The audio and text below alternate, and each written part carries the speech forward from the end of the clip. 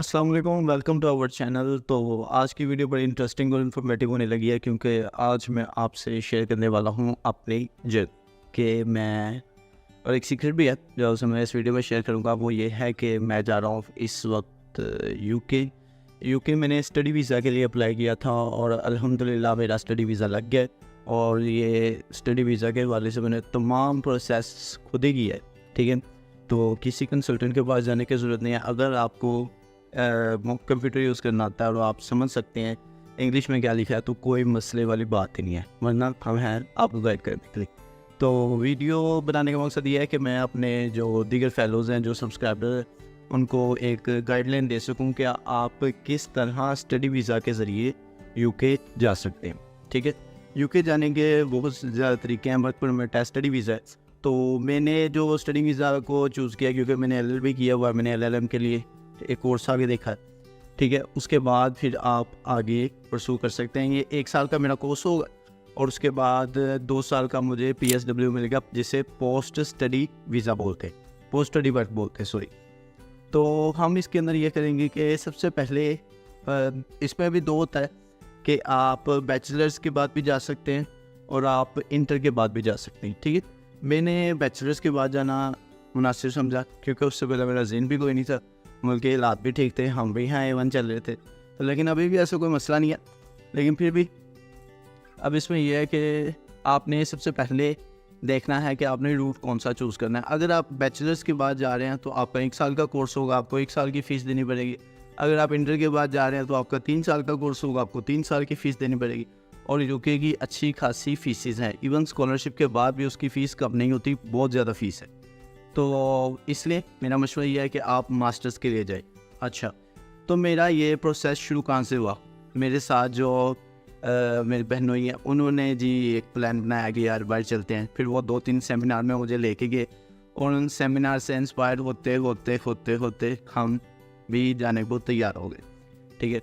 और इसको हमने शुरू किया था मैंने मार्च में अपना प्रोसीजर शुरू किया है। लेकिन जब भी मैंने प्रोसीजर शुरू किया तो फिर मैंने आर्ट्स के लिए अप्लाई किया, ठीक है। बेहतर चीज़ ये है कि जब भी आपका प्रोसीजर, आपका माइंड बन जाए कि अभी आपने जाना ही जाना है, तो फौरी आर्ट्स दें, ठीक है। और कोई टेस्ट ना दें, ठीक है। बाकी टेस्ट भी यूनिवर्सिटीज़ लेती हैं, लेकिन फिर उसमें ये हो जाता है कि आपका जो कैटेगरी जो आपको सेलेक्ट कर सकते हैं ना, वो बहुत कम रह जाती है, आपके पास यूनिवर्सिटीज़ की रेंज बहुत कम रह जाती है। तो बेहतर है कि आप आर्ट्स दें। आर्ट्स तमाम यूनिवर्सिटीज़ लेती है। अगर आपको आर्ट्स नहीं अच्छा तो आप पीटी दे लें, ठीक है। पीटी भी तमाम यूनिवर्सिटी लेती है। उसके अलावा लैंग्वेज सर्ट है, ऑक्सफोर्ड है, टोफल है, बहुत ज़्यादा टेस्ट है यूनिवर्सिटी लेती हैं। लेकिन आप इन 2 को प्रेफर करें अगर आपको आती है इंग्लिश। अगर आपको इंग्लिश आती ही नहीं है फिर इन दोनों को देने का भी कोई फ़ायदा नहीं है। आप इसके अलावा कोई और देख सकते हैं। पीटी थोड़ा सा आसान होता है, आइल्स उसकी निस्बत थोड़ा सा मुश्किल होता है, ठीक है। ये सब सिनारियोज़ हैं। लेकिन आइल्स आप किस तरह दे सकते हैं, कैसे आप डेट ढूंढ सकते हैं, ये इसके ऊपर मैंने एक बाकायदा वीडियो बनाई हुई है, वो आप जाके चेक कर सकते हैं, ठीक है। उसका लिंक भी मैं ऐसे डिस्क्रिप्शन में डाल दूँगा। अच्छा, ये चीज़ होगी। उसके बाद मैंने आर्ट्स दिया। आर्ट्स के बाद मेरा रिज़ल्ट आया। रिज़ल्ट आने के बाद मैंने अप्लाई किया मुख्तलिफ यूनिवर्सिटीज़ में, ठीक है। अब यूनिवर्सिटीज़ आपने कैसे ढूंढनी है, ठीक है। उसके लिए SIU की वेबसाइट है, ठीक है। ये पाकिस्तान में भी ऑपरेट होती है बाय से भी। तो ये सिर्फ यूके को डील करता है। ये बड़ी अच्छी एक मैनेज्ड वेबसाइट है। आप यहाँ पे जाए, यहाँ पे जाकर आप अपना कोर्स लिखेंगे, आप किस फील्ड में जाना चाहते हैं। जैसे मैं लॉ का स्टूडेंट हूँ तो मैंने लॉ को लिखा उधर, जो डॉक्टर है वो डॉक्टर लिखेंगे, इंजीनियर लिखेंगे। तो फिर वो जो यूनिवर्सिटीज़ इसके मुतल्लिका फील्ड्स करवा रही हैं वो तमाम यूनिवर्सिटी नीचे लाइन में आ जाएंगी, उनकी रैंक आ जाएगी, सारे मामला आ जाएंगे। वहाँ से आप अपना कोर्स देखें, मास्टर के लिए कौन सा है, स्पेशलाइजेशन के लिए कौन सा है। तो उसके बाद आप उसको सिलेक्ट करें। सिलेक्ट करने के बाद आप डायरेक्टली उस वेबसाइट के ऊपर चले जाएंगे, मतलब कि उस यूनिवर्सिटी की वेबसाइट पे वहाँ से ही चले जाएंगे, ठीक है।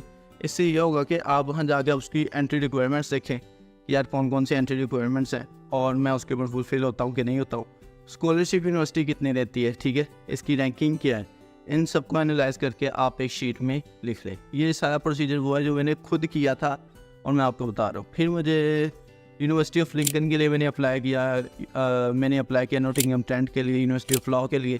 तो इन सब में मेरा नाम आ गया, ठीक है। मेरा जहन था ज़्यादा मैनचेस्टर वाली साइड को जाने का, तो वहाँ से जो था यूनिवर्सिटी ऑफ लिंकन में मेरा जो स्कॉलरशिप के हवाले से मेरी फ़ीस एक अच्छी एडजस्ट हो रही थी। मेरी 15,200 फ़ीस थी, 2,000 की मुझे स्कॉलरशिप मिली और मेरी फ़ीस हो गई 13,200। ठीक है, 13,200 फ़ीस हो गई है। उसके बाद आपने उसको पहले अपने सारे डॉक्यूमेंट्स अपलोड करे, डिग्री लाजमन लेके आए। ठीक है, कुछ यूनिवर्सिटीज़ होती है जो डिग्री के बगैर भी आपको ट्रांसक्रिप्ट के ऊपर भी दे देती है या कंप्लीशन लेटर, लेकिन अब ज़रा सख्ती कर दी है, अब डिग्री मांग रहे हैं। तो बेहतर है कि आप जैसे ही इस प्रोसीजर को शुरू करें तो अपनी डिग्री के लिए अप्लाई कर दें। किसी यूनिवर्सिटी में 1 महीने में डिग्री मिल जाती है, किसी में 2 में मिलती है, तो जितने में मिलती है वो आपको आसानी होगी कि आपने डिग्री के लिए अप्लाई किया होगा, आपका प्रोसीजर चलते चलते आपकी डिग्री आ जाएगी। ठीक है, अब आपने ले ली डिग्री, आपको पहले आएगा कंडीशनल ऑफर लेटर। अगर आपने कोई रिक्वायरमेंट पूरी ना की हुई, उन्हें कोई डॉक्यूमेंट आपसे रिक्वायर्ड हुआ, अगर कोई ऐसी बात नहीं है तो आपको डायरेक्टली अनकंडीशनल ऑफर लेटर आ जाएगा। ठीक है, अनकंडीशनल ऑफर लेटर के अंदर वो लिखा होगा कि आपने इसको किस तरह पूरा करना है, किस तरह आपने फीसेस देनी है। वहाँ से आप अपना फ़ीस का क्राइटेरिया देखें, वहाँ से आपको उसी के ऊपर आपकी स्कॉलरशिप भी लिखी होगी। ठीक है, स्कॉलरशिप आपको मिलेगी। आपने वो स्कॉलरशिप वगैरह देख के, अपनी फ़ीस देख के आपको वो यूनिवर्सिटी ठीक लगती है, उसकी लोकेशन वगैरह देखें कि यार वो मार्केट में जॉब के वाले से कैसे, क्योंकि स्टूडेंट को 20 आवर्स अलाउ है, तो पार्ट टाइम जॉब ढूंढना थोड़ा सा मुश्किल होता है। तो ये तमाम चीज़ें आप देखें कि आपको कैसे वहाँ से अवेल हो सकती हैं। ठीक है, उसके बाद आप अपनी फ़ीस दें। मुझे 3 जून को मुझे ऑफ़र लेटर आया था यूनिवर्सिटी ऑफ लिंकन से, लेकिन उन्होंने मुझसे रिक्वायर की डिग्री लेते लेते मुझे 26 जून हो गया। 26 जून को मैंने डिग्री लेके अटैच की है, अनकंडीशनल के लिए अप्लाई किया और 3 जुलाई को मुझे अनकंडीशनल आ गया।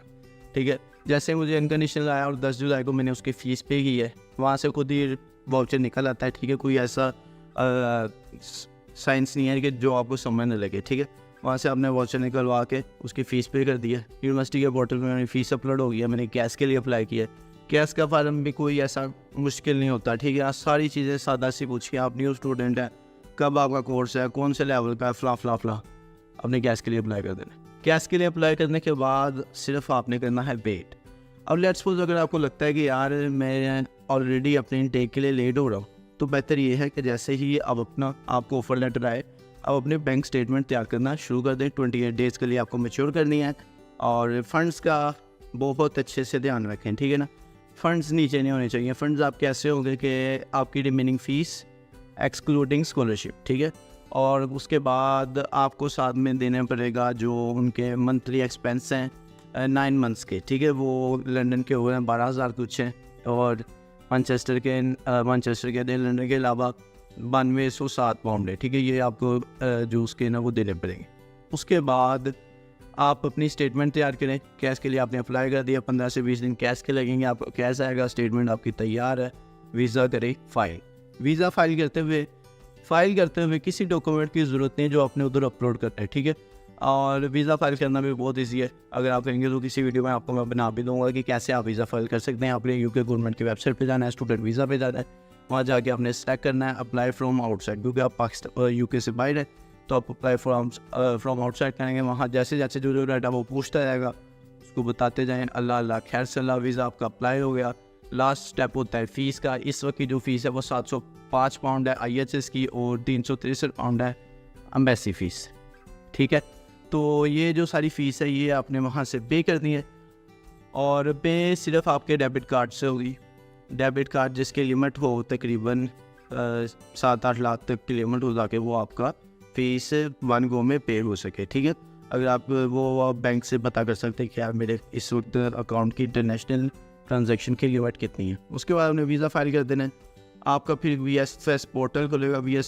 VFS पोर्टल पे जाके आपने अपनी अपॉइंटमेंट ढूंढनी है। ठीक है, अपॉइंटमेंट अगर आप लेट होते जाएंगे तो महंगी मिलेगी, दूर की मिलेगी। अगर आप टाइमली सारा प्रोसेस करेंगे आपको स्कॉलरशिप भी अच्छी मिलेगी, आपको अपॉइंटमेंट भी फ्री मिल जाएगी, आपके करीबी शहर की मिल जाएगी।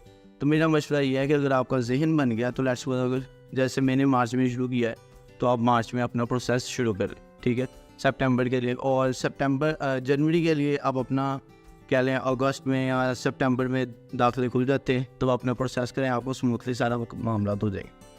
अच्छा, उसके बाद जनाब आपका जब आ जाएगा, आपने वीज़ा के लिए अप्लाई कर दिया, अप्लाई करने के बाद ही आप डॉक्यूमेंट्स अपलोड कर सकते हैं। डॉक्यूमेंट्स में क्या होगा, अगर मेन एप्लीकेंट है, स्टूडेंट है सिर्फ, तो उसने जी अपने अकाउंट की स्टेटमेंट, अगर वाले साहब के तो उनके अकाउंट की स्टेटमेंट, एक कंसेंट लेटर अगर वाले साहब का है, और उसके बाद अकाउंट मेंटेनेंस। ठीक है, अगर आपकी अपनी अकाउंट मेंटेनेंस कंसेंट सिर्फ बैंक स्टेटमेंट, आपको कैश लेटर लगेगा, आपकी डिग्रीज लगेंगी, आपका आइट्स लगेगा और टीबी टेस्ट लगेगा, दैट्स इट। इसके अलावा कोई डॉक्यूमेंट नहीं है जो आपको रिक्वायर्ड हो। कोई मसला नहीं बनता, कोई मसला नहीं बनता। प्रायोरिटी करेंगे 7 डेज़ में आपका वीज़ा लग के आ जाएगा। स्टैंडर्ड करेंगे, स्टैंडर्ड के अंदर भी आपका वीज़ा तकरीबन 18 से 20 दिनों में लग के आ जाता है। ठीक है, अगर किसी का भी इशू हो जाए कोई भी, जैसे वो आजकल आ रहे हैं नोट स्ट्रेट फॉरवर्ड मेल, तो नोट स्ट्रेट फॉरवर्ड मेल जिसको भी आ जाएगी ना, वो चाहे वो प्रायोरिटी वाला है वो स्टैंडर्ड वाला है, उसका वीज़ा जो टाइम लाइन है ना, उसको अगर इतने टाइम फ्रेम में हमने इस वीज़ा का डिसीजन देना था, वो उसी दिन ख़त्म हो जाता है। उसके बाद वो एक अपने स्टैंडर्ड टाइम से चलते हैं कि जब भी वो आपका डिसीजन दे दें। ठीक है, तो ये चीज़ ध्यान में रखिएगा। आपका केस स्ट्रॉन्ग है तो बेशक आप स्टैंडर्ड के लिए चले जाएँ, प्रायोरिटी के 250 पाउंड देने की आपको कोई ज़रूरत नहीं है। फिर लग गया वीज़ा। लेकिन जैसे मैंने वीज़ा के लिए अप्लाई किया, मैंने अपनी स्टोरी बता रहा हूँ, उस वक्त टिकट अच्छे मिल रहे थे, मैंने अपने मार्जिन से कि यार इस टाइम तक मेरा वीज़ा लग जाएगा, मैंने अपनी टिकट करवा ली बुक। ठीक है, 1,54,000 की मेरी टिकट हुई सऊदी एयरलाइन की। सऊदी और गल्फ एयरलाइन सिर्फ आपको ज़्यादा वेट अलाउ करते हैं, बाकी इतना वेट नहीं अलाउ करते। ठीक है, तो मेरी टिकट हो गई 15 तारीख की, तो इंशाल्लाह 15 को हम जा रहे हैं। ये सारा सीन था। टिकट करवाने का मकसद भी यही होता है कि आपके पैसे बच जाए। बात करने का मकसद ये है कि जो काम आप बिल्कुल टाइमली करेंगे ना, आपको पता है कि यार यहाँ तक मेरा ये काम हो सकता है, यहाँ तक ये काम हो सकता है, आप उसके हिसाब से चलते जाएंगे तो आपको बहुत बेनिफिट होगा और आपके बहुत पैसे बचेंगे। तो ये थी मेरी स्टोरी, सक्सेस स्टोरी जो मैंने खुद की। अगर आपको वीज़ा के हवाले से या यूनिवर्सिटी में अप्लाई करने के हवाले से किसी किस्म की भी इंफॉर्मेशन चाहिए तो आप नीचे कमेंट सेक्शन में बताएं, मैं ज़रूर आपसे ताउन करूँगा। मैं भी चाहता हूँ कि यार पाकिस्तानी स्टूडेंट्स बाइट जाएँ, अपने पढ़ें और अर्निंग करें, अपने मुल्क का नाम रोशन करें। तो आज के लिए इतना ही। अपने पैरों का ख्याल रखिए। शुक्रिया, अल्लाह हाफ़िज़। अगली वीडियो में आपसे मुलाकात होगी।